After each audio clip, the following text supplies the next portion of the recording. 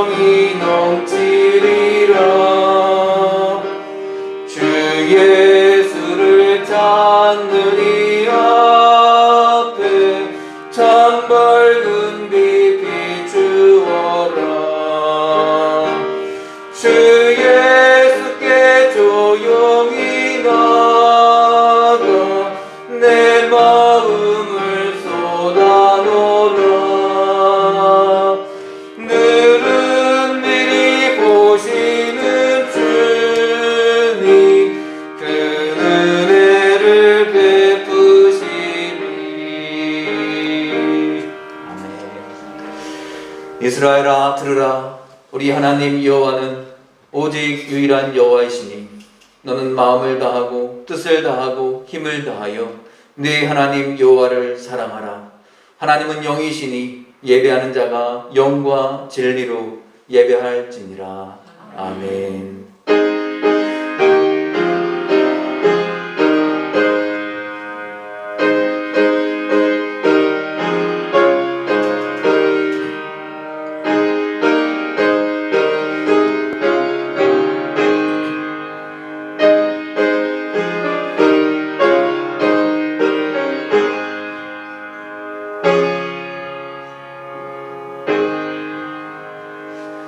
다 함께 사도신경으로 우리의 신앙을 고백하겠습니다. 전능하사 천지를 만드신 하나님 아버지를 내가 믿사오며 그 외아들 우리 주 예수 그리스도를 믿사오니 이는 성령으로 잉태하사 동정녀 마리아에게 나시고 본디오 빌라도에게 고난을 받으사 십자가에 못 박혀 죽으시고 장사한 지 사흘 만에 죽은 자 가운데서 다시 살아나시며 하늘에 오르사 전능하신 하나님 우편에 앉아 계시다가 저리로서 산 자와 죽은 자를 심판하러 오시리라. 성령을 믿사오며 거룩한 공예와 성도가 서로 교통하는 것과 죄를 사하여 주시는 것과 몸이 다시 사는 것과 영원히 사는 것을 믿사옵나이다. 아멘. 찬송가 맨 뒤에 있는 교동문 60번입니다. 교동문 60번.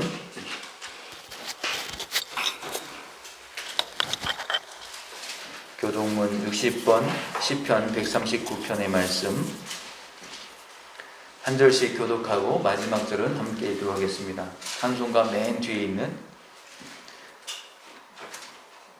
교동문 60번입니다. 교동문 60번 찾으신 줄 알고 한 절씩 교독하고 마지막 절 함께 읽겠습니다. 여호와여 주께서 나를 살펴보셨으므로 나를 아시나이다. 주께서 내가 앉고 일어섬을 아시고 멀리서도 나의 생각을 밝히 아시오며 나의 모든 길과 내가 눕는 것을 살펴보셨으므로 나의 모든 행위를 익히 아시오니 여호와여 내 입의 말을 알지 못하시는 것이 하나도 없으시니이다. 내가 주의 영을 떠나 어디로 가며 주의 앞에서 어디로 피하리이까? 내가 하늘에 올라갈지라도 거기 계시며 스올에 내 자리를 펼치라도 거기 계시니이다. 내가 새벽 날개를 치며 바다 끝에 가서 거주할지라도 거기서도 주의 손이 나를 인도하시며 주의 오른손이 나를 붙드시리이다. 하나님이여 나를 살피사 내 마음을 아시며 나를 시험하사 내 뜻을 아옵소서. 내게 무슨 악한 행위가 있나 보시고 나를 영원한 길로 인도하소서. 아멘. 찬송가 435장 나의 영원하신 기억 함께 찬송하겠습니다. 435장입니다.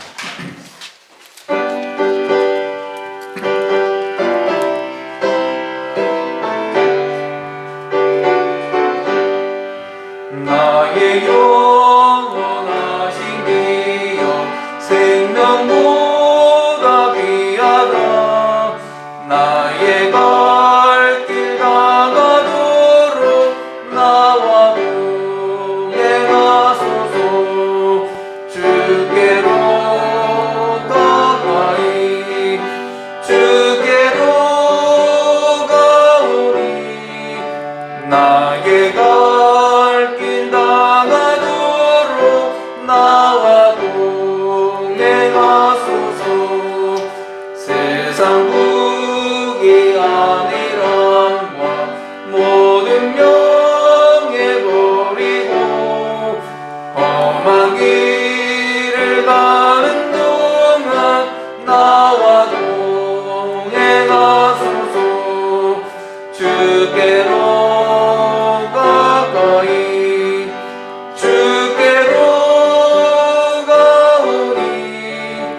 나의 갈 길 다가도록 나와 동행하소서. 어두운 골짜 지나가며 험한 바다 건너서 정동문에 이르도록 나와 동행하소서. 주께로 가까이 주께로 가오니 나의 갈 길 다가도록 나와 동행하소서.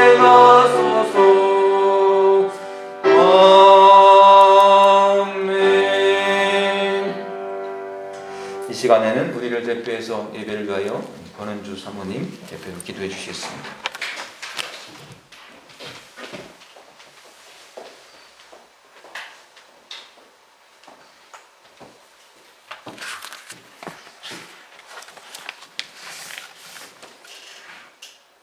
사랑의 하나님, 감사합니다.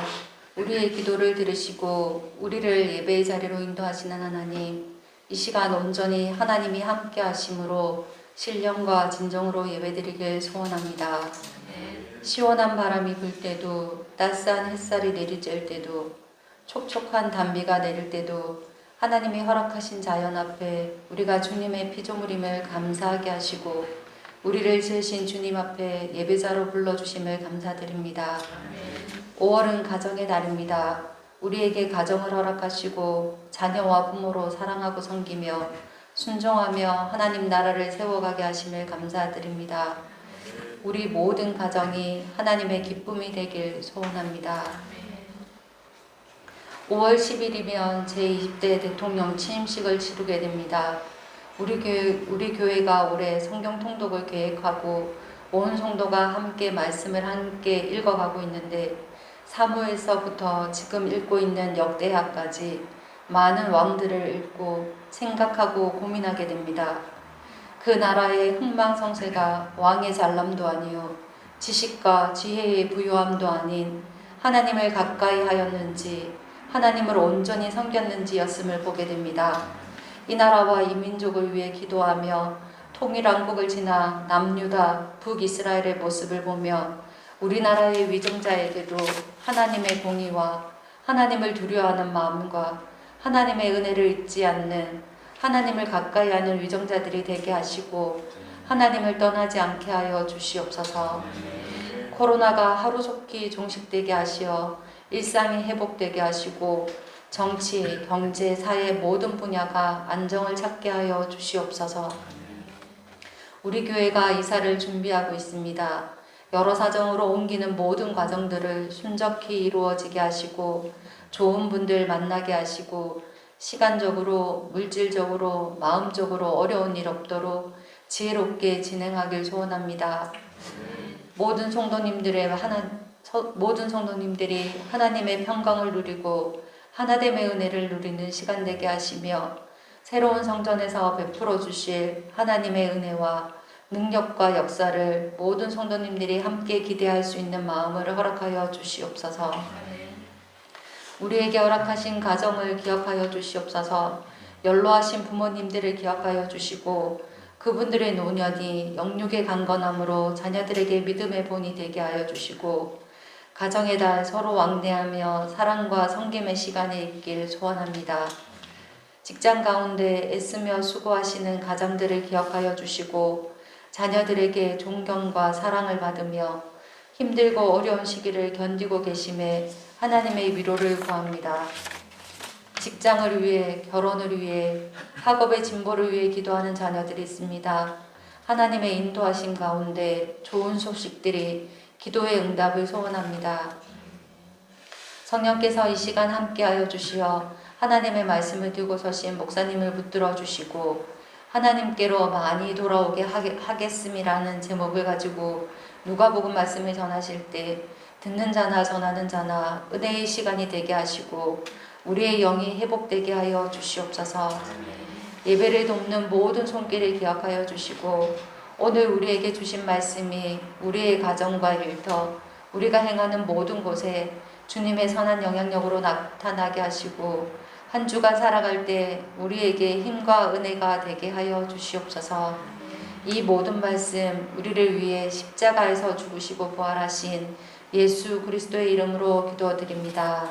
아멘.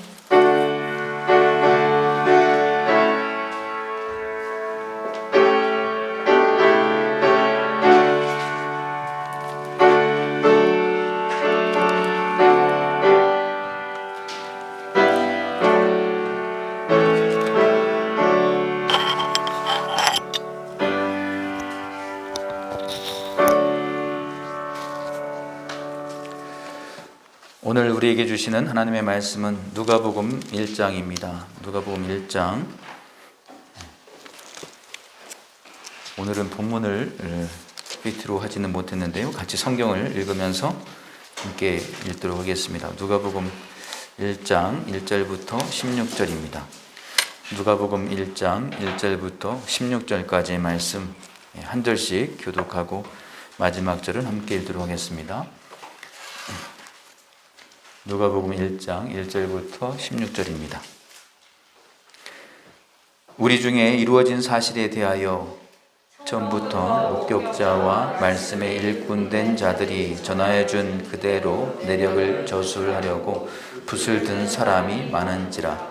그 모든 일을 근원부터 자세히 미루어 살핀 나도 데오빌로 각하에게 차례대로 써보내는 것이 좋은 줄 알았노니 이는 각하가 알고 있는 바를 더 확실하게 하려 함이로라. 유대왕 헤롯 때에 아비야 반열에 제사장 한 사람이 있었으니 이름은 사가랴요 그의 아내는 아론의 자손이니 이름은 엘리사벳이라. 이 두 사람이 하나님 앞에 의인이니 주의 모든 계명과 규례대로 흠이 없이 행하더라.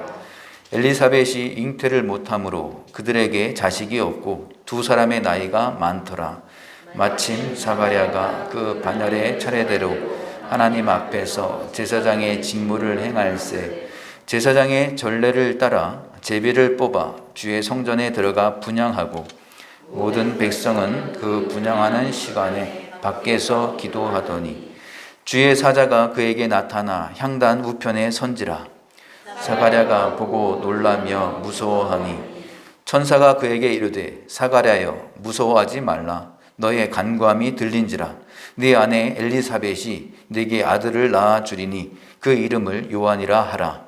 너도 기뻐하고 즐거워할 것이요 많은 사람도 그의 태어남을 기뻐하리니 이는 그가 주 앞에 큰 자가 되며 포도주나 독한 술을 마시지 아니하며 모태로부터 성령의 충만함을 받아 이스라엘 자손을 주 곧 그들의 하나님께로 많이 돌아오게 하겠습니다. 아멘. 아멘. 네, 우선 오늘 같이 함께 예배드리는 분이 계신데 우리 말레이시아에서 사역할 때 그때 이렇게 같이 뵀던 분입니다. 예전에 또 우리 권사님께서는 한 번인가 두 번인가 오셨었는데 조숙자 권사님, 우리가 성함 잊지 않는다고 예전에 교회에서도 조숙자 권사님이 계셨는데 조숙자 권사님 이렇게 또 같이 오셨고 또 우리 김병규 형제라고요. 제가 15년 전인가요? 13년 전인가 말레이시아에서 처음 가서 사역할 때 중고등부를 담당을 했었는데 그때 이제 중고등부에 있었는데 이렇게 시간이 흘러서 처음에 못 알아왔습니다. 이제 이렇게 장성해서 또 오늘 이렇게 만나니까 너무 감사하고 군포에서 오신 거죠. 아유, 네, 멀리서 오셨습니다. 예, 감사합니다. 흔하게 박수 한번 드리겠습니다. 네, 고맙습니다. 네, 감사합니다. 그리고 오늘 정규영 집사님께서 갑자기 허리가 아프셔서 오늘 못 오신다고 이렇게 연락을 받았는데 제가 순간적으로 그러면 우리 최금지 성도님 어떻게 하시나 했는데 오늘 어떻게 택시 타고 오신 거예요? 아유, 네. 안양에서 택시 타고 또 혼자서 이렇게 오셨습니다. 저 오늘 못 오시지 않을까 싶기도 했는데 오늘 이렇게 먼 거리를 오셔서 감사합니다. 네, 먼 각처에서 이렇게 함께 예배드리기 위해서 오신 모든 분들을 환영하고요. 감사드립니다. 예, 보통 그 인생살이를 할 때에 세 가지 필수품이 있다는 그런 얘기가 있습니다. 예, 첫째는 시계가 필요하고 두 번째는 나침판이 필요하고, 그리고 세 번째는 거울이 필요하다, 이런 얘기가 있습니다. 이건 단계마다 이제 필요한 것인데, 일단은 시계는 어떨 때 필요한가? 정확하게 시계를 보고 시작하고 끝낼 수 있다는 거죠. 그래서 어떻게 보면 산업화의 근간이 되는 거였습니다. 시계가 중요한 거였죠. 공장을 운영하려고 하면 정한 시간에 딱 시작을 해야 되잖아요. 그때까지 시간 지켜서 모이고 일을 해야 되니까 근대화의 핵심이 되는 게 시계였습니다. 이거 이제 시계가 필요한 게 또 나타내는 건 바로 이제 열심히 이제 시간 딱 맞춰가지고 일하고 끝내고 뭐 이런 열심을 의미하는 겁니다. 우리나라도 뭐 열심히 뛰어서 산업화도 이루고 또 이렇게 부자도 되지 않았습니까? 근데 그 다음 단계가 문제라는 거예요. 열심히 뛰어서 돈은 많이 벌었는데, 돈만 많이 벌면 되는 줄 알았는데 그게 아니라는 겁니다. 어르신들 또 부모님 세대들 정말 열심히 일만 열심히 하셨습니다. 정말 회사를 위해서 또 회장님을 위해서 죽도록 뛰었는데 나중에 어느 순간에 필요 없으니 또 나가라고 할 때가 있어요. 퇴직시켜버리고. 그럴 때 사람의 마음은 배신감 느끼게 되고 후회가 또 절망이 찾아오게 된다는 겁니다. 이건 아닌 것 같은데, 이런 생각이 많이 들죠. 그래서 중요한 게 뭔가, 열심도 중요하지만 더 중요한 건 방향이구나. 두 번째가 나침반이라는 거예요. 내가 어디로 가고 있는가. 방향이 제대로 되지 못한다고 그러면 인생 다 마치고 난 다음에 반드시 후회하게 될 때가 있다는 겁니다. 그래서 시계도 있어야 되고 또 나침반도 있어야 됩니다. 정확한 게 중요합니다. 근데 세 번째 단계는 뭔가 하면 거울이라는 거예요. 거울. 우리가 열심히 살아왔습니다. 그리고 방향도 올바른 방향으로 여태까지 달려왔는데, 문제는 나의 내면이 무너져 버리면 아무것도 못하겠더라는 거예요. 요즘에 많은 사람들이 옛날에 비하면 얼마나 경제적으로 많이 부유해졌습니까? 정말 먹고 살 게 없어서 굶어 죽는 경우는 또 간혹 또 그런 뉴스가 나오기도 해서 마음이 아프지만 대부분은 많이 경제적으로 부유해졌습니다. 옛날에 비해서. 그런데 요즘 어떻습니까? 내면적으로 많이 무너지는 거예요. 멘탈이 붕괴가 되고, 또 특히나 이제 이 코로나 시대에는 더더욱 그렇습니다. 사람을 멀리하게 되고 격리하게 되고 혼자 있게 되고, 이러다 보니까 자꾸 이제 공황장애나 우울증을 앓고 있는 국민들이 굉장히 많아지죠. 내면이 무너져 버리면 아무것도 못하게 되는 거예요. 명문대학을 나오면 뭐하고, 돈을 많이 벌면 뭐하겠느냐. 내면이 무너지면 아무것도 못하겠더라. 그래서 이 거울이 굉장히 중요하구나. 이게 상징하는 거예요. 내면을 바라보는 것. 그게 본질이다라는 겁니다. 이 세 가지가 특히 다 필요한데 그 중에서도 거울이라는 겁니다.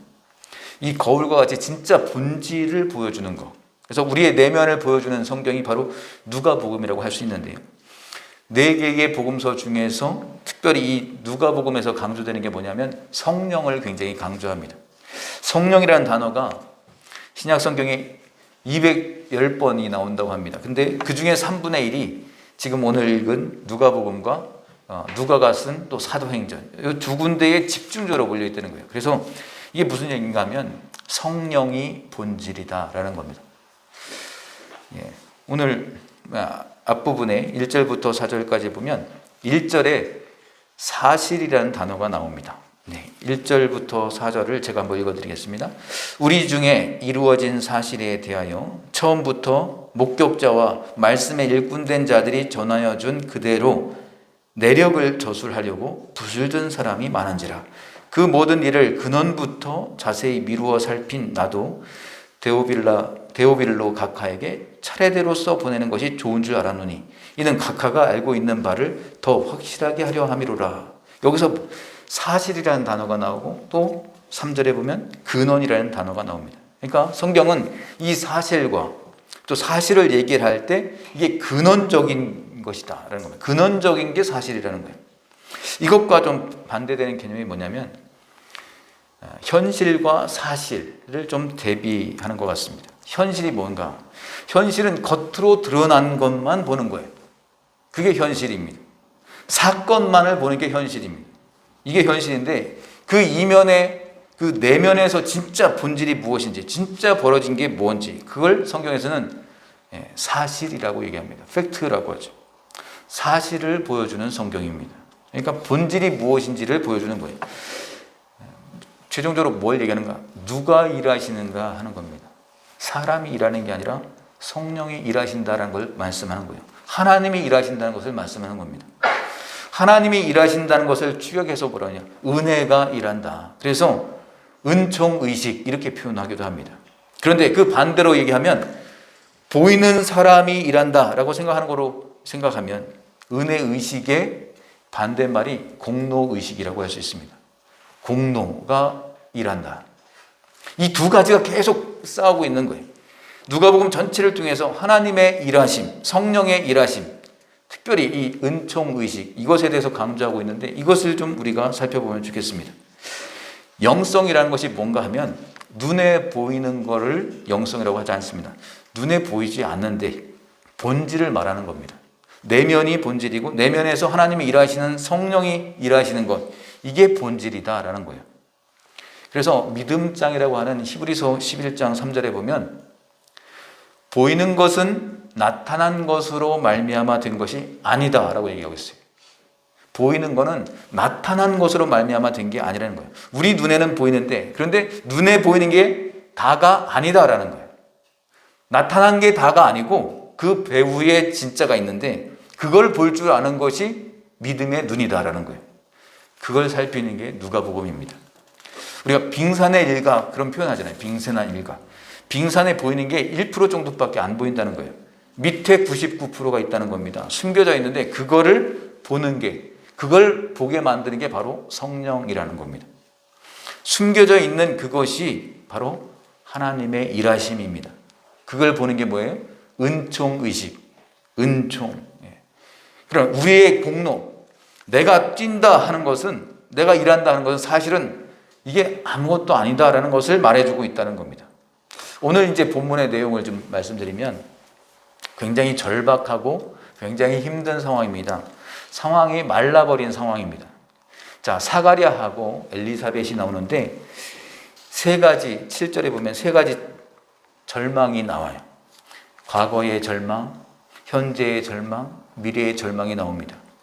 과거는 잉태하지 못했다라는 거예요. 지금까지. 현재는 지금 자식이 없다라는 거예요. 그리고 두 사람 나이가 굉장히 많다. 이게 이제 미래의 절망입니다. 절망인데 과거에도 절망이었고 잉태하지 못했고 또 지금도 절망이라는 거예요. 자식이 없고. 근데 미래라고 소망이 있는 건 아니잖아요. 나이 많아가지고 아이를 낳을 가능성이 전혀 없다는 거예요. 이게 무슨 얘기인가? 굉장히 메마른 상황, 말라버린 현실, 불가능한 현실을 얘기하는 겁니다.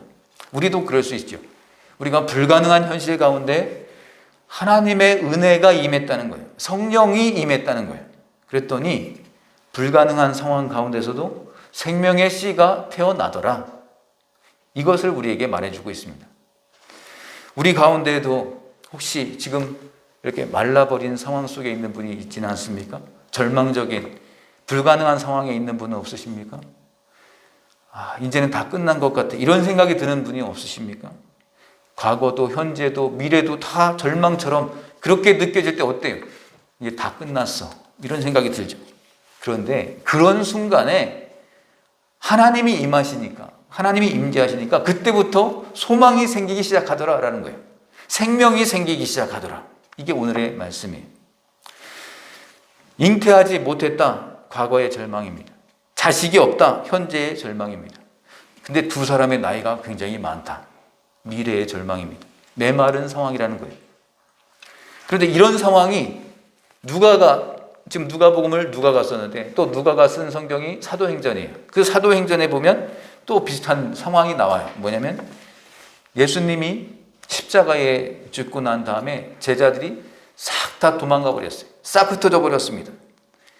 불가능한 상황이 아무것도 될 수가 없는 상황입니다. 그리고 이제 막 언제 어떻게 될지 모르는 오합지졸만 모인 상황이. 그런데 그 가운데 성령이 임재하시니까 이 불완전한 상황 속에서 하나님의 교회가 잉태되더라는 거예요. 하나님의 교회가 세워지더라는 거예요. 똑같은 맥락입니다. 지금 사가랴와 엘리사벳이 애를 낳는 건 불가능한 상황이에요. 그런데 하나님의 성령의 임재가 있으니까 아기가 태어나더라라는 거예요. 모든 사람이 도망쳐서 절망 가운데 있는 상황 속에서 하나님의 성령이 임재하니까 교회가 탄생하는 것을 보게 됩니다. 우리의 상황도 마찬가지입니다. 내 상황이 정말 메마른 상황이고 불가능한 상황이라 할지라도 하나님의 성령께서 임재하시면 그게 은총 의식이거든요. 은혜가 임하면 생명의 씨앗이 생겨나더라. 이게 오늘 말씀입니다. 우리가 살아가면서도 그렇죠. 정말 예전에도 잘 힘들었는데 지금도 힘드네. 앞으로도 희망이 안 보이네. 이런 생각이 들 때가 있지 않습니까? 그런데 그런 마음 가운데 하나님의 은총이 임하게 되면 교회가 탄생하고요. 하나님의 은총이 임하면 그 늙은 사가랴, 엘리사벳 가운데 세례 요한이 태어나더라는 거예요. 우리의 삶 가운데 이런 절망 가운데서도 하나님께서 새로운 생명을 꽃피우기 시작한다라는 겁니다. 이게 은총 의식이라고 할 수 있습니다. 이건 일종의 공간이죠. 사람의 몸, 또 교회를 얘기하고 있죠. 이게 눈에 보이는 거 아니겠습니까? 공간이라고 할 수 있습니다. 근데 또 하나의 하나님의 임재가 있는 곳이 어디냐 하면 시간이에요. 8절 9절인데 함께 한번 읽겠습니다. 8절 9절 이렇게 보겠습니다. 시작. 마침 사가랴가 그 반열의 차례대로 하나님 앞에서 제사장의 직무를 행할세 제사장의 전례를 따라 제비를 뽑아 주의 성전에 들어가 분향하고 아멘. 예. 마침이라는 단어가 나와요. 네. 마침 그러면 이게 마침 그 우연이 된 것처럼 느껴지지 않습니까? 근데 그게 마침이라는 단어가 뭐 의미하는 게 뭐냐면 그게 하나님의 때라는 뜻이에요. 또 하나는 여기서 제사장의 전례를 따라 제비를 뽑았다고 했습니다. 제비를 뽑는다는 게 사실은 어떻게 보면 로또 이렇게 되는 것처럼 복불복 이렇게 느껴질 수 있습니다. 근데 우연히 어떻게 하다가 재수가 좋아서 된 것 같이 보이는데 그게 아니라는 거예요. 하나님의 때에 하나님께서 일하신다라는 것을 보여주고 있습니다. 헬라어 단어에 보면 시간에 대한 두 단어가 있는데요. 크로노스라는 단어가 있습니다. 일반적인 시간을 얘기할 때 크로노스라고 표현하고요. 근데 하나님께서 아시고 임재하시고 거기에 이렇게 하신 의미 있는 시간, 가치 있는 시간, 하나님의 시간을 만들 때는 그걸 쓰지 않고 카이로스라는 단어를 씁니다. 지금 여기서 나오는 마침이라고 할 때 이게 바로 크로노스가 아니에요. 카이로스라는 겁니다. 하나님이 손을 대시는 시간이다라는 겁니다. 제비를 뽑는다 했을 때 이게 우연이 아니라는 거예요. 하나님의 타이밍에 하나님의 때 하나님의 손을 대셔서 하나님이 일하게 만드신다라는 것만. 우리 인생도 마찬가지예요. 우리가 그냥 대충 살아가면 크로노스라고 할 수 있습니다.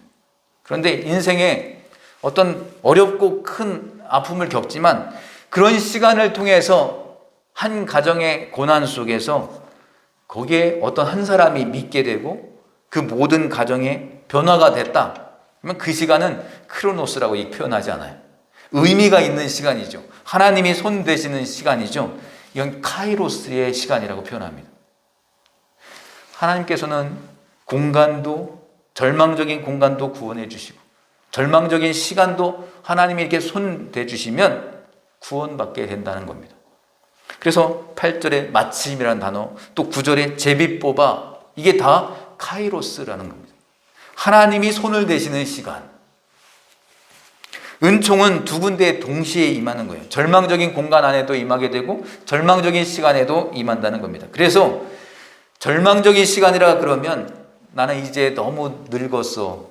나는 이제 끝났어. 나는 이제 더 이상 애를 낳을 수가 없어. 이렇게 생각할 수 있는데 하나님도 그렇게 생각하실까요? 그렇지 않다는 거예요. 그때 마침이라는 것을 씁니다.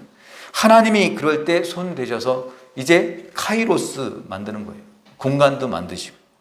나는 가능성이 없어. 두 사람이 다 늙었는데 무슨 애를 낳아. 우리는 가능성이 없어. 예수님 십자가에 달리실 때 다 사람들이 도망갔습니다. 그렇게 예수를 위해서 나는 죽겠다고 하고 끝까지 따라가겠다고 했던 사람들이 다 도망을 갔어요. 이런 상황인데 무슨 교회가 생겨날 수 있겠어요? 근데 하나님이 손대시니까 교회가 탄생되고 새로운 생명이 씨앗을 내게 된다라는 겁니다. 그래서 우리에게 필요한 게 뭔가 하면 은총이 임하면 못할 일이 전혀 없다. 이걸 기억해야 됩니다. 은총이 임하면, 은혜가 임하면 공간도 구원받고 시간도 구원받는다. 16세기에 종교개혁이 있었습니다. 종교개혁의 업적 중에 가장 큰 업적이 뭔가 하면 은혜라는 것을 다시 재발견합니다. 은혜. 성경에 이렇게 면면히 흐르는 은혜, 이것이 무엇인가? 이 은혜라는 게 무엇인가를 발견하는 게 종교개혁의 가장 큰 업적이라고 할 수 있어요. 근데 가톨릭에서는 어떻게 했는가? 모든 말씀을 다 공로로 바꾸어 버립니다. 그래서 네가 면죄부를 사면 너 구원받을 수 있어. 이렇게 하면 넌 할 수 있어. 이렇게 해야 넌 구원받을 수 있어. 계속 뭘 해야 된다고 가르쳐요. 그러니까 결국은 다 인간적인 일이다라는 겁니다. 인간적인 일들. 근데 성경을 보면 그게 아니라는 거죠. 하나님이 일하고 계셔요. 그래서 은총의식에 반대되는 말이 공로의식이라는 겁니다. 말씀을 다 공로의식으로 바꿔버린 게 이게 지금 큰 엉터리였고 잘못된 것을 이걸 다시 바꾼 거예요. 그게 종교개혁이었습니다. 하나님이 일하시는 것이다라는 거예요. 구원사건이 우리 인간이 하는 게 아니고 하나님이 일하시는 거예요. 우리가 저절로 교회를 나가게 되는 게 아니라는 겁니다. 하나님이 손을 대시고 하나님이 터치하시고 하나님이 일하셔서 하나님께로 나오게 만드시는 거예요. 하나님께서 이렇게 찬양 가운데 역사하실 때 보면 찬양을 막 아주 이렇게 잘 부르거나 아주 은혜로운 곡이기 때문에 막 은혜를 주는 게 아니고요. 예전에 저는 어렸을 때 그 기억이 나요. 시골 동네에서 살 때 그 구역 예배를 동네에서 이렇게 하면 반주도 없이 이게 몇 분이 앉아가지고 그때는 이제 할머니 같은 분들이었죠. 아주 어렸을 때. 근데 찬송가가 다 달라요. 음이 다 달라고. 그러니까 이게 악보를 볼 수 없기 때문에 예전에는 그냥 가사만 써놓은 그런 앞에 그런 걸 이렇게 넘기면서 그렇게 불렀었고요. 교회마다 음이 다르고 부르는 곳마다 다 달라요. 사람마다. 또 선교여행 가서 보면 외국에서도 아주 산골에 있는 아주 어려운 곳에 가면 무슨 노래인지는 알겠는데 이게 저렇게 부를 수가 있나? 이런 생각이 들 때가 있어요. 이거 하나도 맞지가 않아요. 근데 중요한 건 그 안에 은혜가 있다는 거예요. 그 속에 은혜가 넘친다는 거예요. 거기서 느끼는 게 뭐냐면 하나님께서 이렇게 어떻게 보면 너무나 약하고 불가능한 공간과 불가능한 시간 속에서 이렇게 일을 하시는구나. 그러니까 사람의 모습을 보는 게 아니라 그 안에서 역사하시는 하나님의 임재하심, 이걸 느끼게 된다는 거예요. 하나님이 일하시는 것이고 하나님 성령이 일하시는 거예요. 이게 본질이다라는 거예요. 근데 이 은혜를, 은총을 이걸 잘 간직 못하고 이렇게 쏟아버리는 경우가 있어요. 쏟아버리는 방법이 뭐냐면 은혜를 망각하는 겁니다. 은혜를 잊어버리는 겁니다. 이게 하나님께서 일하시는 것이다. 하나님이 은혜를 주신 거다. 이걸 잊어버리게 되면 우리의 영적 상태가 마비되게 되고요. 그때부터 자꾸 눈앞의 현실을 보면서 절망에 빠지게 되고 낙심하게 되고 영적 혼란 속에 빠지게 되는 겁니다. 그러니까 은혜를 저버린다? 이건 굉장히 무서운 거예요. 자꾸 이제 그러면 어떻게 됩니까? 하나님을 의지하는 게 아니라 내 힘을 의지하는 쪽으로 가게 되죠. 이게 문제가 됩니다. 마태복음 20장에 보면 품꾼 비유, 품꾼 이야기들이 나오죠. 9시에 온 일꾼이 있고 12시에 온 일꾼이 있고 3시, 5시 이렇게 사람들이 옵니다. 근데 이 사람들이 루저라고 하죠. 요즘 이렇게. 이게 지금 일할 데가 없는 사람들이에요. 그리고 이게 실업자라고 할 수 있어요. 제대로 그때 당시에 교육받은 사람이 하루 버는 돈이 1데나리온이라고 돼 있어요. 이게 하루 일당이죠. 이거는 온전히 제대로 일한 사람이 받는 금액입니다. 예를 들면 한 10만 원으로 친다 그러면 제대로 공부했고 또 일할 수 있는 능력을 갖춘 사람이 일을 했을 때 하루에 10만 원을 받는 겁니다. 한 데나리온. 그런데 이 사람들은 그런 조건을 가지고 있는 사람들이 아니에요. 그저 그냥 이렇게 데려다 쓰면 사실 밥만 주고서도 얼마든지 쓸 수 있는 사람들입니다. 근데 그 사람들에게 최고의 실력 있는 사람들과 똑같은 대우를 해준다고 했을 때 얼마나 감격스러워요. 9시에 온 사람이든 12시에 온 사람이든 다 감사해요. 감격해요. 너무 고마운 거예요. 나 같은 이런 사람을 사용해 주시다니. 그것도 굉장히 실력 있는 사람이 받는 1데나리온을 다 준다? 얼마나 감사해요. 은혜의식이 충만하게 됩니다. 그렇게 은혜로 살아가는 거예요. 근데 문제는 언제 생기는가? 은혜의 장애가 언제 생기는가 하면 1시간밖에 일하지 않은 사람도 똑같이 1데나리온을 받는 걸 보는 순간 문제가 생기는 거예요. 그때 이제 그 순간부터 은혜는 사라지고 이제 공로의식이 생기는 겁니다. 저 사람이 1데나리온을 받았네. 1시간 일하고 1데나리온 받았네. 그러면 이제 내가 지금까지 해온 게 생각나는 거예요. 나는 지금 9시에 왔는데, 12시에 왔는데, 11시에 왔는데, 이게 막 생각나는 거예요. 나는 9시부터 6시까지 일했다. 그러면 나는 얼마를 받을 거라고 생각을 했는데, 1시간을 일한 사람하고 똑같이 준다고? 이걸 딱 보는 순간부터 이제 불평이 나오기 시작하는 겁니다. 원망이 되기 시작하는 거예요. 은혜를 다 쏟아버리게 되는 겁니다. 은혜를 망각해버리니까 결국은 그 사람은 이 주인이 베풀어주는 그 호의를 잊어버리고 대적하는 사람이 돼버리는 겁니다. 우리가 이 땅을 살아가면서 그런 거예요. 하나님의 은혜로 시작했다가 자꾸 남과 비교하기 시작하면서 은혜를 망각하게 되고 은혜를 다 잃어버리는 인생이 될 수 있다는 거예요. 뭐만 보이는가? 내 공로만 보이기 시작하는 거예요. 내가 한 것만 생각나는 거예요. 그래서 신앙생활 처음 시작할 때는 나 같은 죄인 살리신 주 은혜 놀라와 이 찬송가 부르면서 막 눈물을 막 흘렸는데 조금 지나가 보면요. 이제 내 공로가 이제 생기기 시작합니다. 내가 교회 와서 이것도 했고 저것도 했고 내가 저 사람보다 이것도 더 많이 했는데 나 훨씬 더 많이 했는데 막 이런 생각이 들면서 공로가 나오게 되면 그때부터 은혜를 잊어버리게 되고 이제 은혜를 망각하는 인생을 살기 시작한다는 겁니다.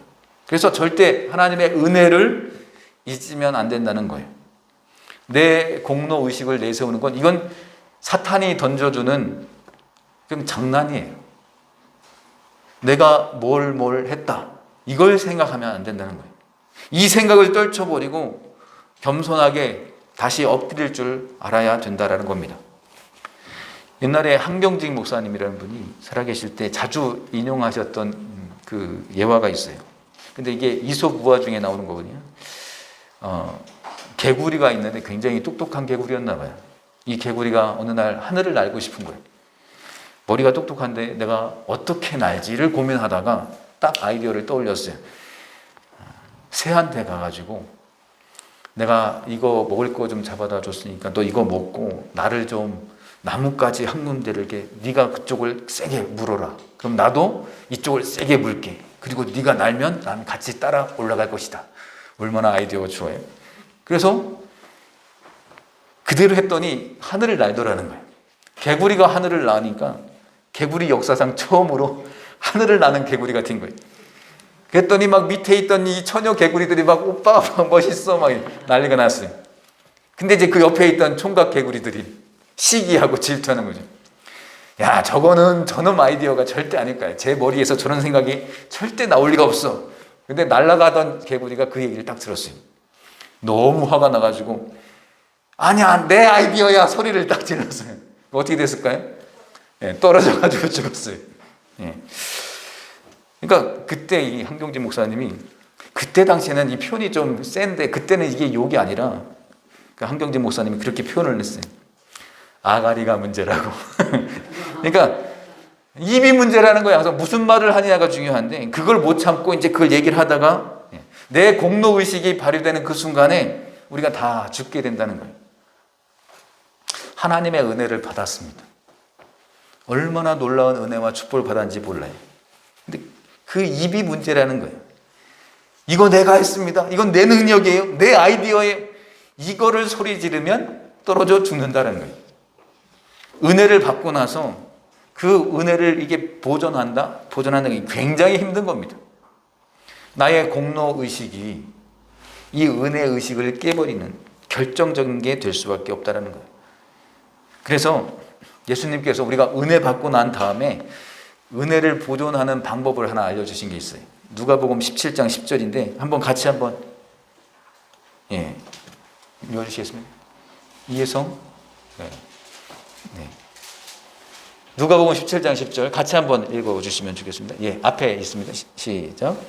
이와 같이 너희도 명령받은 것을 다 행한 후에 이르기를 은혜는 무익한 종이라 우리가 해야 할 일을 행하리라 하시니라. 아멘. 명령받은 거, 하나님이 시키신 거 다 한 다음에, 행하고 난 다음에 뭐라고 얘기하라고 그랬어요? 우리는 무익한 종이라. 해야 할 일을 했을 뿐입니다 라고 얘기해야 된다는 거예요. 이게 제일 안전하다는 거예요. 은혜가 깨지는 게 뭐냐면 공로의식이 들어올 때부터입니다. 내가 이거 했어요. 내가 하나님 위해서 이렇게 했어요. 이거를 막 얘기하기 시작하면 이 은혜가 깨지기 시작한다는 거예요. 예전에는 장로님들께서 이제 대표기도 하시면 마지막에 꼭 그렇게 하는 분들 많았습니다. 쭉 기도하고 난 다음에 이 공로 없는 이 죄인이 예수님의 이름으로 기도드립니다. 이렇게 아멘 하고서 끝냈어요. 장로님들 좀 10분 중에 한 7, 8분은 그렇게 기도했던 것 같아요. 공로 없는 죄인이 얼마나 멋져요. 근데 이 또 기도 끝나고 나면 또 이제 자기의 공로를 드러내는 분들도 있지만 중요한 표현이에요. 공로 없는 죄인이 예수님의 이름으로 기도하면 정말 멋진 표현이죠. 누가 하셨다는 거예요? 하나님이 일하셨다는 거예요. 우리에게 무슨 공로가 있겠습니까? 공로를 내세우는 그 순간에 떨어져 죽는 개구리가 된다라는 걸 잊지 마시고, 이게 은혜입니다. 성령이 일하시는 거예요. 하나님이 일하신 거예요. 은총으로 주신 거예요. 은총이 뭔가 하면 자격 없는 나, 또 위로부터 오는 것이고, 자격 없는 나에게 위로부터 오는 것이고 값없이 주시는 것이다. 이게 이제 에베소서 2장 8절의 말씀입니다. 너희는 그 은혜에 의하여 믿음으로 말미암아 구원을 받았으니 이것은 너희에게서 난 것이 아니요 하나님의 선물이라 라고 했습니다. 자격이 없는 나에게 위로부터 하나님이 값없이 주신 선물이다라는 거예요. 이게 은총 의식입니다. 이것을 우리가 잊지 말아야 됩니다. 그리고 나서 그 다음 얘기가, 이 은혜를 충만히 받았는데 은혜를 보존하고 은혜를 더욱더 풍성하게 만드는 길이 무언가 하는 겁니다. 근데 이 은혜를 받으면요, 두 가지가 같이 온다는 거예요. 첫 번째로는 의심하는 마음이 내 안에 들기 시작할 때가 있어요. 자꾸 마음에 사탄이 의심을 던져놔요. 이 사가랴와 엘리사벳에게도 지금 이렇게 나이가 굉장히 많이 들었는데 너에게 내가 아들을 주겠다. 그랬더니 반응이 어떻게 돼요? 사가랴가 놀라고 무서워했다라고 돼 있어요. 굉장히 중요한 얘기를 하거든요. 아니 지금 나이 들어서 애를 낳을 수가 없는 상황인데 내가 너한테 아들을 주겠다 했더니 감사합니다, 할렐루야, 아멘 하면 되는데 진짜 나타나서 말씀하시니까 막 너무 놀라는 거예요. 아들이 태어날 것이고 이름까지도 딱 얘기해 주시잖아요. 요한이라고 그럴 것이다. 그래서 너도 기뻐하고 주변 사람들이 다 기뻐하게 될 아들이다. 그리고 엄청나게 많은 사람을 하나님께로 돌아오게 만드는 능력의 종이 될 것이다 라고 얘기하셔요. 얼마나 좋은 얘기예요. 그러면 아멘, 할렐루야 이 해야 되는데 사람이 어떠냐면 하나님이 딱 나타나면 너무 놀라고 무서워하고 안 믿더라는 거예요. 의심한다는 거예요. 설마 그렇게 될까요? 이렇게 된다는 거예요. 진짜 하나님의 은혜가 내 삶 가운데 임하면 우리는 정말 그걸 믿음으로 반응하실 수 있으실까요? 근데 많은 분들이 놀라고 무서워하고 안 믿는 경우가 훨씬 더 많습니다. 그 웰스의 그 대주교의 죽음이라는 그 단편집이 있습니다. 근데 그 대주교가 맨날 이렇게 하나님께 기도하는 거예요. 하나님 보여주세요, 보여주세요. 그래서 하나님께서 그래 나다. 뭐냐 무슨 일이냐 하고 딱 나타났더니 그 소리를 듣고 이 대주교가 심장마비가 걸려서 죽었다. 뭐 이런 내용이에요. 그러니까 평생 동안 기도를 했는데 그 기도를 듣고 있는 하나님이 계시고 그 기도가 정말 응답될 것이다. 이렇게 생각하지 않고 기도하는 거예요. 근데 사도행전 12장에도 똑같은 얘기 나오잖아요. 베드로가 감옥에 갇혀 있었습니다. 그랬더니 예루살렘 교회가 엄청나게 베드로를 위해서 막 기도하죠. 풀려나게 해달라고 막 기도하겠어요. 믿음을 가지고 기도했습니다. 그랬더니 하나님이 그 옥문을 열어주시고 베드로가 이렇게 구원을 받아요. 이제 나오게 됐습니다. 이제 사람들이 모여 있는 곳으로 가서 문을 막 두드렸는데 로데라고 하는 여자아이가 딱 나오거든요. 근데 베드로네 하고선 문은 안 열어주고 다시 돌아가가지고 사람들한테 저기 밖에 베드로가 왔어요. 이제 얘기합니다. 그랬더니 거기 있던 사람들이 뭐라 그래요? 네가 미쳤다 이렇게 얘기해요. 여태까지 열심히 기도해놓고서는 그 일이 딱 일어났을 때 네가 미쳤다라고 얘기해요. 근데 나중에 보니까 진짜 베드로가 와 있거든요. 베드로를 보고 진짜 네가 응답해 주셔서 이렇게 나왔구나 하는 게 아니라 보고 놀라했다 이렇게 기록되어 있습니다. 우리가 그래요. 의심이 될 때가 많습니다. 맨날 우리는 의심하고 또 놀라고 두려워하고 그러니까 이 받은 바 은혜가 계속 유지가 못 되는 거예요. 의심 때문에 두려움 때문에 그럴 때가 많이 있습니다. 지금 사가랴도 그렇습니다. 놀라고 무서워하는 그 의심하는 마음이 있었습니다. 야고보서 1장 6절을 보면요. 오직 믿음으로 구하고 오늘 다른 생각을 좀 하는 것 같아요. 우리 아들이 야고보서 1장 6절을 보니까 같이 한번 읽을까요? 시작. 오직 믿음으로 구하고 조금도 의심하지 말라. 의심하는 자는 마치 바람에 밀려 요동하는 바닷물결 같으니 아멘. 의심하는 사람을 뭐라고 묘사했는가 하면 바람에 밀려서 요동하는 바닷물결 같다라고 했습니다. 그러니까 어떤 사람은 이렇게 막 은혜를 많이 받았는데 그럼에도 불구하고 이제 바닷물결 같다는 거예요. 그래서 맨날 의심을 하는 거예요. 흔들 이렇게 흔들리다가 의심하고 의심하니까 이제 아무것도 나중에는 안 남게 되는 거예요. 그래서 우리가 은혜를 받고 나면 두 가지가 와요. 하나님의 말씀이 오고요. 두 번째는 또 의심이 살그머니 찾아올 때가 있습니다. 그러면 어떻게 해야 돼요? 그때 흔들리지 않고 말씀을 붙들면 됩니다. 그러면 흔들리지 않고 갈 수 있습니다. 말씀이 중심이기 때문에 그렇습니다. 중심이 있는 사람과 중심이 없는 사람은 어떻게 구별하는가? 많이 줘보면 안다 그래요. 많이 뭔가를 이렇게 줘보면 중심 있는 사람은 말씀 붙들고 흔들리지 않습니다. 근데 많이 주면 중심이 없으면 바로바로 흔들려요. 근데 자꾸 의심으로 가고 흔들리고 그러니까 다 쏟아버리고 아무것도 남지 않게 되더라는 거예요. 그래서 은혜를 사모하는 사람은 다른 사람에게 주신 말씀도 자기가 받은 말씀처럼 딱 붙들고 기도하는 분들이 있어요. 그 은혜를 자기가 받는 거죠. 왜 저 사람에겐 저런 은혜를 주고 나한테는 안 주시지? 이렇게 생각하는 게 아니라 누군가가 나는 하나님이 나에게 이렇게 말씀해 주셨고 이런 은혜를 주셨어요 하면 나도 그 은혜를 딱 붙들고 기도하는 거예요. 어떤 말씀을 받았다면 그 말씀을 붙들고 기도하는 거예요. 옛날에 청각 검사할 때 예전에 뭐 시계를 갖다 대거나 그러면 소리가 들리면 이렇게 손 들고 뭐 그런 거 했었잖아요. 근데 서양 사람들은 그렇게 안 하고 옛날에 그냥 이렇게 그 검사하는 사람이 어떤 말을 하면 그 말을 그대로 이렇게 따라 하는 것이 청각 검사였대요. 오늘 날씨가 좋다 그러면 애가 그걸 듣고 오늘 날씨가 좋다.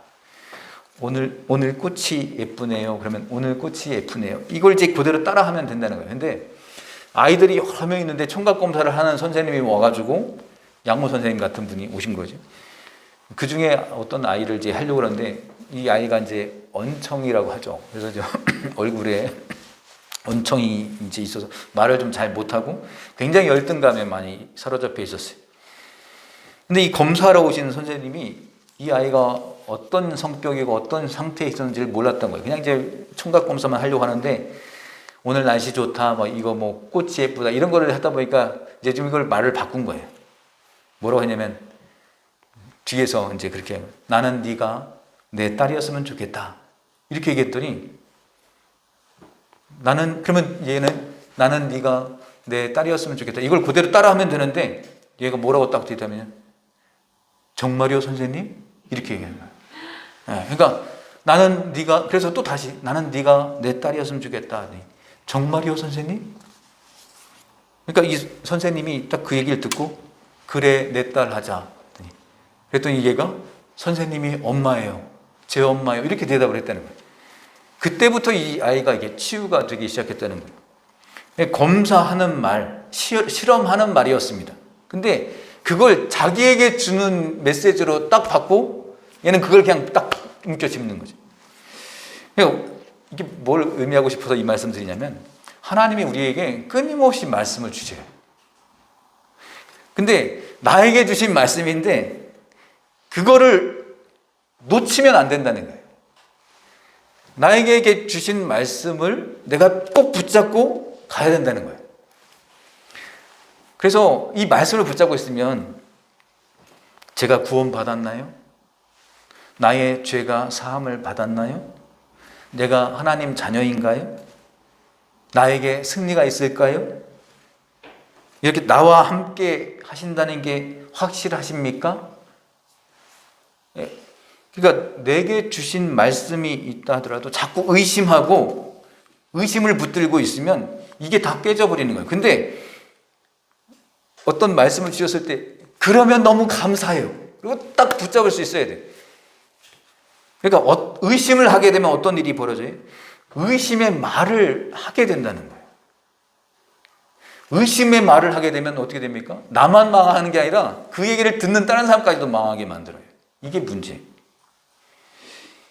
의심이 있을 때, 그래서 의심 드는 말이 마음이 들면 그냥 자기만 그럼 가지고 있든지, 말하지 말아야 되는데 자꾸만 그 말을 해가지고 혼자만 끝나는 게 아니라 다른 사람까지도 의심하게 만드는 그 일을 한다는 거예요. 그래서 하나님이 지금 어떻게 하시냐면, 이 사가랴와 엘리사벳을 사가랴에게 말을 못하게 하셔요. 입을 딱 말을 못하게 합니다. 그냥 침묵하라는 거죠. 한동안 말을 못하게 하는 거, 이게 굉장히 답답할 수 있겠죠. 그런데 이게 사실은 복이라는 거예요. 하나님의 은혜가 된다는 겁니다. 사가랴가 의심해가지고 내가 이 나이에 애를 낳을 수 있다고 의심을 할 때 하나님이 말을 못하게 했습니다. 의심하고 자꾸 이렇게 이상한 얘기를 하려고 하는 마음이 생기니까 입을 다물게 해버렸어요. 그래서 우리가 은혜를 풍성히 유지하고 은혜를 계속해서 이렇게 확장시키려고 그러면 의심 붙들지 말고 말씀을 붙들어야 된다는 거예요. 불신의 말을 하면 안 된다는 겁니다. 그래서 하나님께서 은혜를 주시고 기적을 주시고 그 다음에 항상 병행해서 오는 게 뭔가 하면 입을 다물고 가만히 있으라라는 거예요. 그래서 홍해를 가르실 때 출애굽기 14장 13절에 이런 말씀 나와요. 모세가 백성에게 이르되 너희는 두려워하지 말고 가만히 서서 여호와께서 오늘 너희를 위하여 행하시는 구원을 보라 라고 했습니다. 떠들지 말고 입 다물고 하나님이 어떻게 일하시는가 넌 바라보기만 하면 돼. 야, 이거 이렇게 얘기 될 수 있겠어? 이런 불신의 말들이 나오면 아무것도 안 된다는 거예요.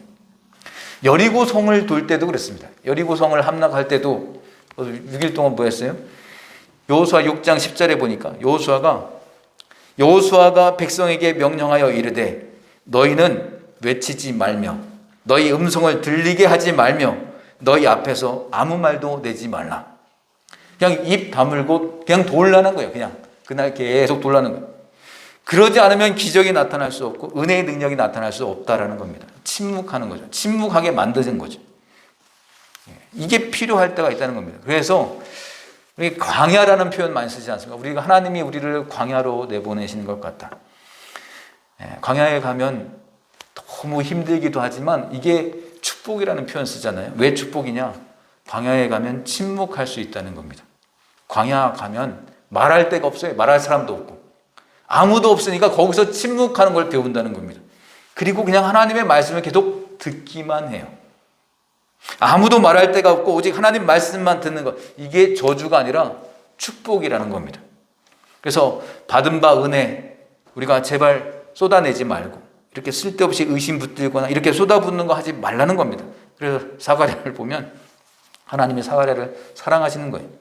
네가 지금 어떤 일에 지금 하나님의 그 어떤 일에 쓰임 받는 존재인 줄 아느냐?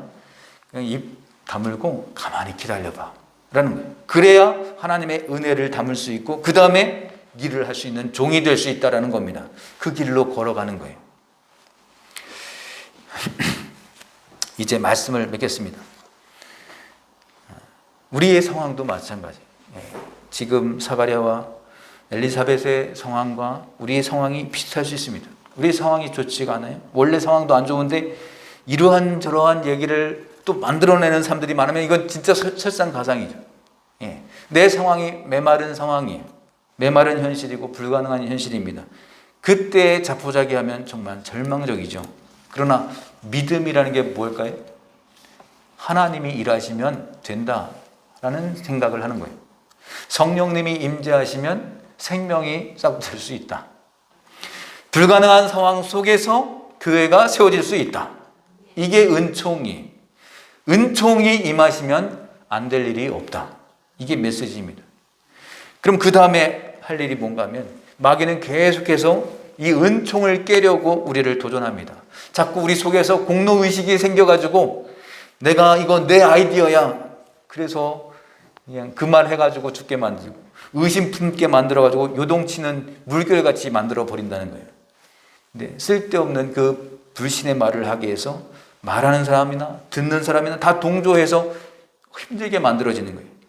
그래서 계속해서 뒤집어 표현하면 은혜를 받아야 된다라는 겁니다.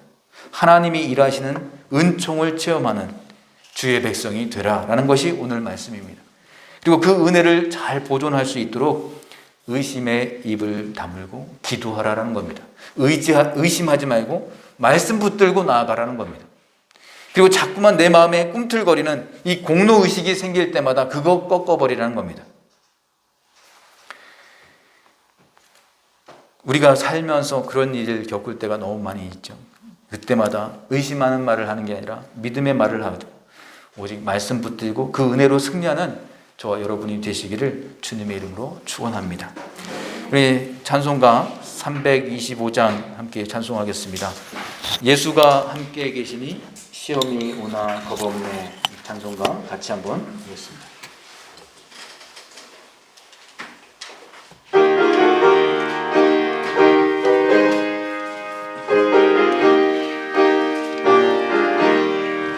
예수가 함께 계시니 시험이 오나 겁없네.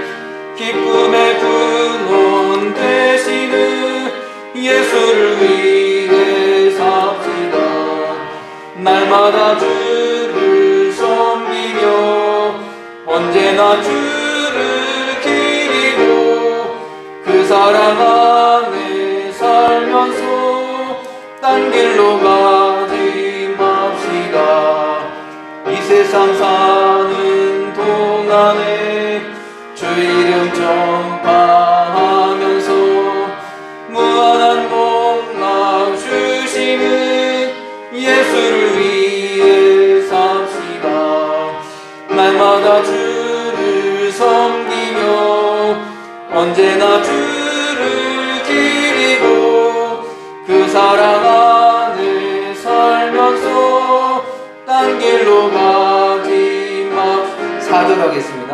주께서 심판하실 때 잘했다 칭찬하리니 이러한 상급 받도록 예수를 위해 삽시다. 날마다 주를 섬기며 언제나 주를 기리고 그 사랑 안에 살면서 딴 길로 가지 맙시다. 아멘. 오늘 주신 말씀 기억하면서 잠시 한번 오늘 기도하는 시간 잠깐 가지면 좋겠습니다. 우리에게 은혜가 필요함을 다시 한번 인정하면서 의심하지 말고 말씀 붙들고 나아가게 하여 주옵소서. 공로의식 꺾어버리고 은혜의식으로 나아가게 하여 주옵소서. 계속 기도해 주시면 좋겠고요. 또 하나는 이제 5월달 예배당 이전하는 그런 과정이 있는데 하나님께서 함께 해주시고 가장 좋은 길로 인도해 달라고, 또 앞으로 이제 이사하고 철거하고 뭐 설치해야 되고 여러 업체들을 지금 이제 만나서 견적받고 이렇게 그 과정 가운데 있습니다. 좋은 업체를 만나게 해주시고 또 세밀한 부분까지도 간섭해 주시기를 또 모든 성도들이 한 마음으로 기도하며 또 기대할 수 있는 마음을 허락해 주시기를 우리 같이 오늘 들은 말씀과 또 앞으로 교회 이전 문제를 위해서 같이 한번 한 목소리로 잠시 한번 기도하면 감사하겠습니다. 기도하겠습니다. 사랑이 많으신 하나님 아버지 감사합니다. 하나님 아버지 믿음을 도와주셔서 하나님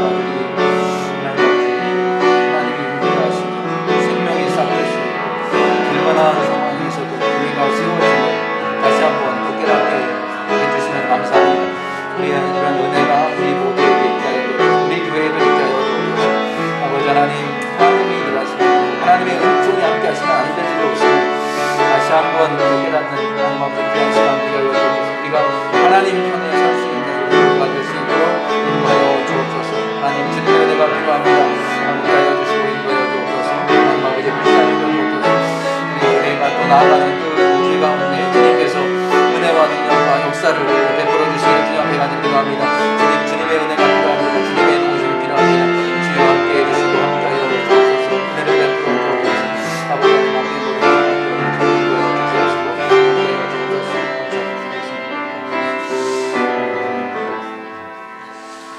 하나님 아버지 감사합니다. 우리의 상황이 정말 메마른 상황, 불가능한 현실 속에 있다 할지라도 하나님이 일하시면 된다는 것, 성령님이 임하시면 생명이 싹튼다는 것, 불가능한 상황 속에서도 교회가 세워질 수 있다는 사실을 다시 한번 기억하면서 하나님 주님의 은혜를 구하며 나아가는 우리 모두가 되게 하여 주옵소서. 특별히 또 5월달에 이제 예배당 이전하는 그 일이 있는데 하나님께서 가장 좋은 길로 인도해 주시고 또 모든 성도들이 하나님의 평강을 누리고 하나됨의 은혜를 경험하는 시간이 될 수 있도록 인도하여 주옵소서. 모든 과정을 진행할 또 좋은 업체들을 만나게 해주시고 세밀한 부분까지도 간섭하여 주옵소서. 앞으로 새로운 성전에서 베풀어 주실 하나님의 은혜와 능력과 역사를 모든 성도들이 함께 기대할 수 있는 그러한 귀한 마음 허락하여 주옵소서. 감사드리며 이 모든 말씀 예수님의 이름으로 기도드리옵나이다. 아멘. 감사합니다. 잠시 광고 말씀드리겠습니다. 5월, 6월 이제 5월 벌써 5월 달입니다. 오늘 5월 1일이고 5월 달, 6월 달 성경 읽기표 이제 새로 바뀐 게 저 뒤쪽에 빛이 되어 있으니까 가져가시면 좋겠고요. 성경 통독하고 계신 우리 성도님들 오늘 새로운 걸 받아 가실 때 오늘도 작은 초콜릿을 좀 준비했으니까 가실 때 받아 가시고 읽으시면서 성경 읽으시면서 달달하게 드시면 좋겠습니다. 네, 감사하고요.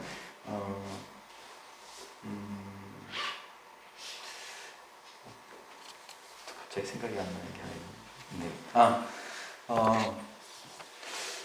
이번 주 수요일날 순모임 대신에 그날 지금 그 줌으로 참석 못하시는 분들까지도 다 같이 좀 이렇게 줌에 들어와서 앞으로 이렇게 지금 이제 여기도 이제 철거해야 되고요. 그리고 또 이사해야 되고 또 거기서 시설을 어떻게 할 것인지 이런 것을 좀 같이 의논하면 좋겠는데 줌에 이렇게 줌 주소를 수요일날 드리고 같이 좀 도우셔서 같이 의견도 나누시고 좀 그렇게 하시면 좋겠다 싶습니다. 이 시간 이후에 하는 것보다도 참석 못하는 분들이 같이 줌에 들어와서 하실 수 있으면 좋겠는데요. 다시 또 제가 카톡방을 통해서 공지하도록 하겠습니다. 네, 우리 찬송가 320장 1절, 4절 찬송하고 기도하고 마치도록 하겠습니다. 찬송가 320장입니다.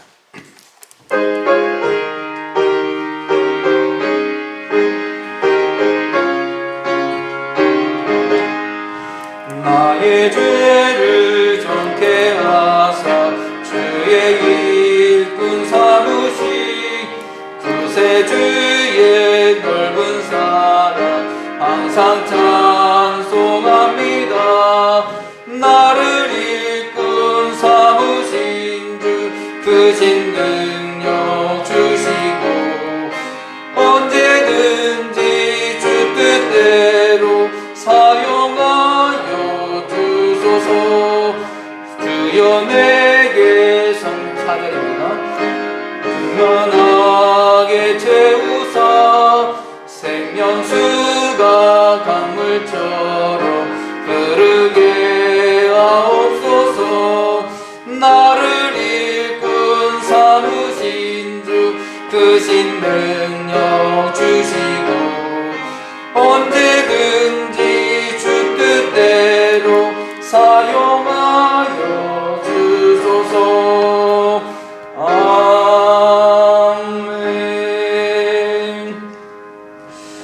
기도하겠습니다. 하나님 아버지 감사합니다. 하나님, 우리가 우리 자신의 환경이나 삶을 제한하지 않고 하나님이 마음껏 축복해 주실 만하도록 그렇게 살아갈 수 있는 은혜를 허락하여 주옵소서. 우리의 입을 크게 열고 마음을 넓히고 인색하거나 좁은 마음 버리고 큰 마음, 큰 생각, 큰 꿈을 품고 우리가 함께 기도하며 구체적으로 또 행동하며 살아갈 수 있는 우리 모두가 되게 하여 주옵소서. 그럴 때 하나님께서 그러한 개인과 또 가정과 교회와 또 나라와 민족을 축복해 주실 줄로 믿습니다. 하나님, 우리 가운데 역사하여 주옵소서. 오늘도 귀한 예물을 준비하여 주님 앞에 올려드리는 귀한 손길들 하늘의 문을 여시고 하나님 축복하여 주시옵소서. 코로나19가 완전히 사라지지는 않았지만 이제 일상생활로 전환되어 가고 있는 것 같습니다. 그 가운데 지금까지 지켜주신 하나님의 은혜를 기억하고 하나님 앞에 감사하며 또 앞으로 우리를 어떻게 이끌어 가실지 기대하는 마음으로 나아갈 수 있도록 도와주옵소서. 하나님, 5월달에 감당해야 할 중요한 일들 가운데 성령님께서 준비시켜 주시고 또 성령님께서 이루어 주시기를 간절히 기도합니다. 하나님의 은혜 가운데 모두가 한 마음으로 준비하고 또 기도하는 시간을 축복해 주옵소서. 또한 성경 통독을 통하여 말씀 가운데 은혜 주시는 하나님을 만나게 하여 주옵소서. 우리 성도들의 건강과 직장과 사업체와 또 연로하신 부모님들과 또 자녀들의 모든 영육간의 건강을 지켜 보호하여 주시기를 간절히 빌고 소원하오며 이제는 우리 주 예수 그리스도의 은혜와 무한하신 하나님 아버지의 사랑하심과 성령님의 감화, 감동, 교통, 충만하신 은혜가 하나님의 은총이 임하시면 일이 되어진다라는 것을 기억하고 믿음으로 잠잠히 기도하며 주님을 바라보길 원하는 우리 참된 은혜 교회와 모든 성도님들 머리머리 위에 지금부터 영원토록 함께 하시기를 간절히 축원하옵나이다. 아멘.